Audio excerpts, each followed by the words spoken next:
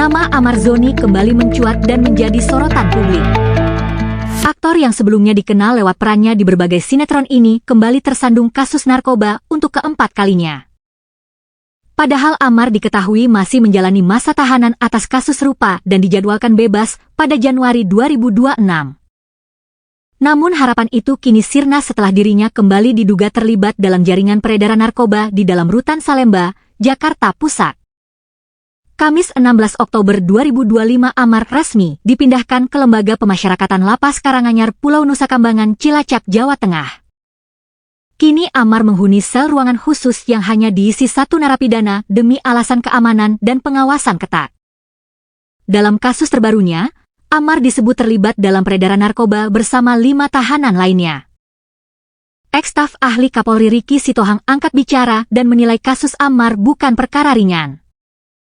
Ia menyebut ada benang merah dalam kasus Amar hingga perlu adanya pemeriksaan menyeluruh terhadap sistem pengawasan di dalam rutan. Benang merah secara kiasan adalah garis penghubung yang konsisten dan terarah dalam sebuah penelitian atau cerita, mulai dari pendahuluan hingga kesimpulan.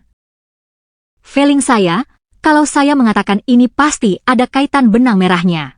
Karena saya juga sangat kaget ya, sampai diborgol seperti itu, dikawal, kalau tidak salah dengan 5 terpidana lainnya, ujar Riki Sitohang. Berarti di sana perjalanan peredaran itu memang sudah perlu diteliti. Bukan hanya para pelaku yang ada di sana, tapi juga para petugas yang bertugas di sana. Jangan hanya menyalahkan para pelaku tindak pidananya, tapi kenapa hal itu bisa bocor atau bisa masuk ke dalam tanpa sepengetahuan petugas, ungkapnya. Ia menjelaskan bahwa Nusa Kambangan merupakan lapas dengan pengawasan super ketat yang bertujuan memutus mata rantai peredaran narkoba di dalam penjara. Nusa Kambangan itu bukan rutan biasa, tapi rutan yang terberat sudah terisolir, berada di tengah pulau dan dikelilingi oleh laut.